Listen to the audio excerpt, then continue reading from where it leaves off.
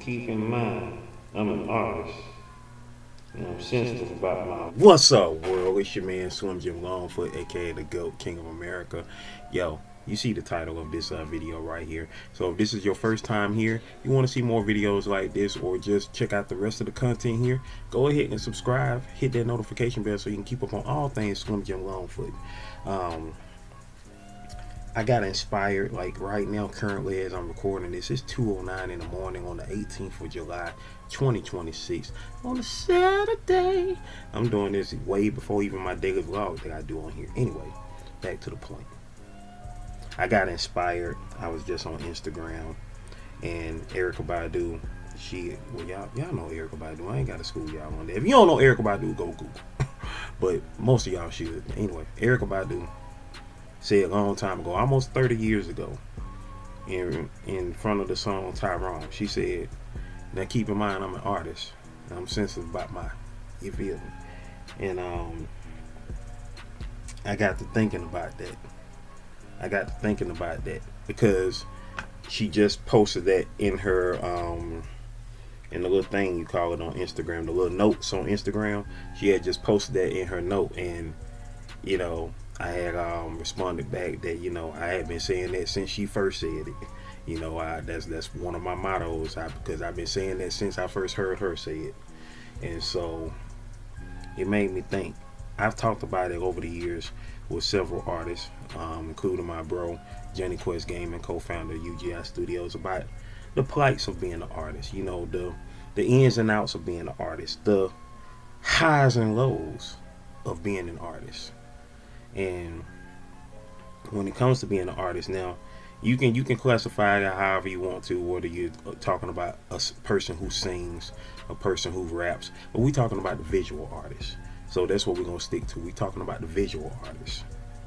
You know, especially in the world that we live in right now, 2026, where people have more access to create art via artificial intelligence, or AI. Which means we are now at a point where the lows are greater than the highs, because instead of hiring an artist now, you know what I'm saying, or supporting the artist, somebody can just go type in a prompt and make what they want to make without an artist. Which, hey, that's cool for somebody who has creativity but no art skills. But then that's bad for those who do have those art skills. That's bad for those who are able to create art with our hands, with the talents that we have, drawing a figure out of nothing, you know, creating a face, a car, or animal, you know, drawing anything out of whatever, out of nothing, whether we're using a pencil, a pen, crayons, paint, digital, you know, iPad. You know, I do my art video series GOAT 1408 TV. I draw with my iPencil on my iPad. You need that part. When it comes to all of those things, right there, you got your highs and you got your lows. The greatest high, this is not gonna be in any order, so you know what I'm saying, look at it how you want to look at it. You know, we'll start off with the highs, because that's what the title of the video is, right? The highs and lows of being an artist. The greatest high of being an artist is that you have created something. If you worked on a project before, if you're an artist, you worked on a project before. For instance, I'm a comic book creator. I create comic book characters. I have worked on several comic books from UGI Studios that I co-founded with Johnny Quest Gaming.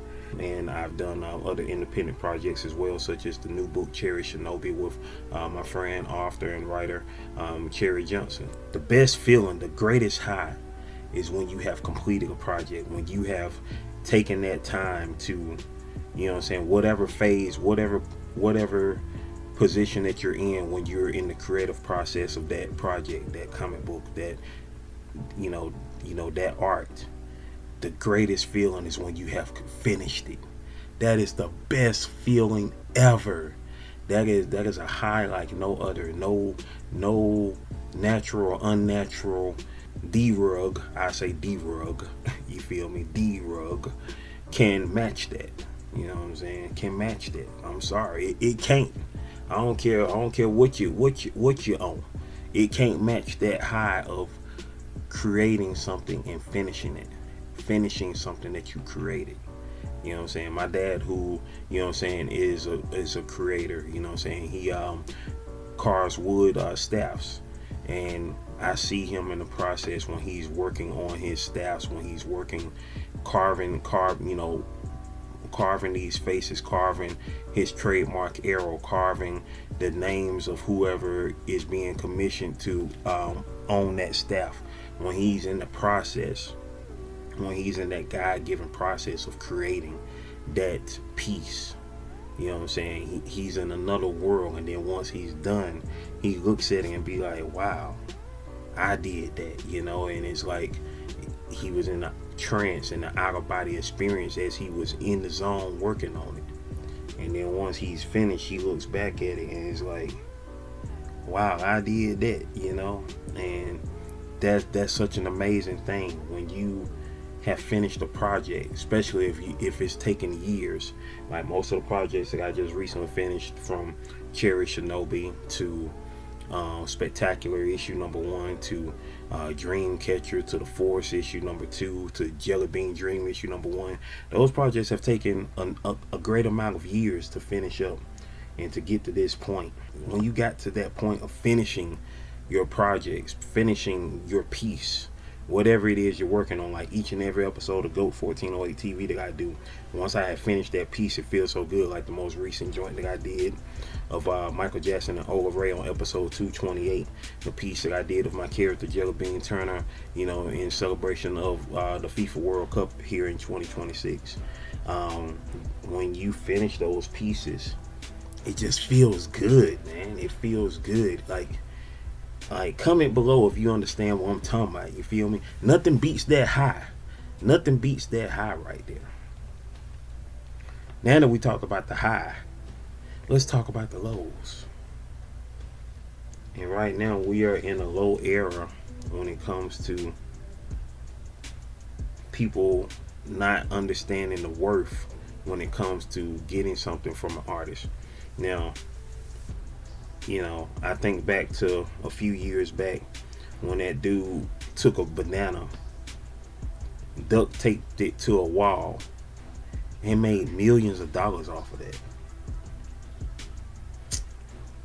I know art is subjective, art is what you make it, but come on, man. Come on, man. For real. That's why I took a chicken bone and put it on some canvas, and I called it the chicken on canvas. I still have it. If anybody want to buy it, I still got it. I put a chicken bone on the canvas, taped it on there, and it's called chicken on canvas. So if anybody want that, hey, I spray painted it red, and you know I still got it. I still got it over here. It's on my dresser. I need to put it up on my wall, but I need somebody to buy that though. I still got the video here on the channel as well, chicken on canvas. So if anybody want to, you know, get buy that my there, art, you know, folk. get it. You feel me? But things like that is funny. It's like, man, like when people don't see your worth as an artist, when people want to take advantage and say, hey, do this for exposure, or hey, you know what I'm saying, do this for, can you know, hey, I know you're an artist, can you do me a favor, can you draw this, can you draw that? Oh, it's easy for you because you're buy an my artist. art, like, folk. nothing's easy. All of this took time to learn how to do. All of this took skill, because if it was easy, you'd be able to do it. You feel me? But you know, now with the advent of AI, people, all they gotta do is either learn how to prompt or pay somebody to do a simple prompt, and boom, there you go, they got their art now. But that's still not going to be sufficient. That's still not going to last, because at the end of the day, it's not going to be as realistic as you want it to be, or whatever the case is. Like if you're looking for a certain style of art, it's going to continue to mimic whoever else that is trying to mimic, or it's not going to flow the same, or even if it does flow the same, it just won't feel the same. Because, you know, I mean, me being an artist, you know what I'm saying, I have to study and take my time and make sure that everything is matching up from page to page, just like an animator. Shout outs to the animators, because man, that is the toughest form of art to me, period. That is the toughest form of art, an animator. To be able to make a picture move, to be able to make a picture move and animate that. You know what I'm saying? I don't, hey, I salute them 100 grand, you know. So when it comes to that right there, that's another level, you know what I'm saying? And I ain't gonna lie, I have done AI animations of my art, you know what I'm saying? Because it's easy for me, because, you know, obviously I ain't, you know, well, I ain't gonna say obviously, but as of right now, I don't have the funds to secure an animator or animation team or animation studio to make my art, to animate my art. So therefore, I have to use AI myself. But at least it's my art that I'm using. It's not like I'm taking, you know, taking like other art and making it move. I'm taking my own art that I have drawn and make it move. You feel me? So when it comes to AI, artificial intelligence, it's a tool just like anything else. You know, you still have people who are traditional artists who only use pen and paper, that look at people who draw on an iPad or whatever type of tablet and say, oh, y'all not real artists. I know I'm a real artist because I took forever till I finally started doing everything digitally. I was, you know, doing everything pen and pencil and paper, pencil, pen, and paper. The 3 P's, pencil, pen, and paper. That's what I was on. Pencil and pen on paper. And then I would scan it in, and then I would do all my corrections, you know, digitally, you know, and of course start coloring digitally, because, you know, I mean, who got the money to keep up with the markers and all that type of stuff? You know, back in the day we were doing Prismacolors, color pencils, all of the such, and then, you know what I'm saying, running it through, you know, the scanners and all that. You have to have a high, you know, a high-tech computer or laptop to run it in via colors and all that type of stuff and make it pop, this, that, and the third. But then, you know, once people start coloring digitally, you know, that became a next level type of thing. You know what I'm saying? Shout outs to all of the amazing digital colorists out there. And, you know, once again, that is art in itself as well. You know, being able to do that, being able to make the things pop like that.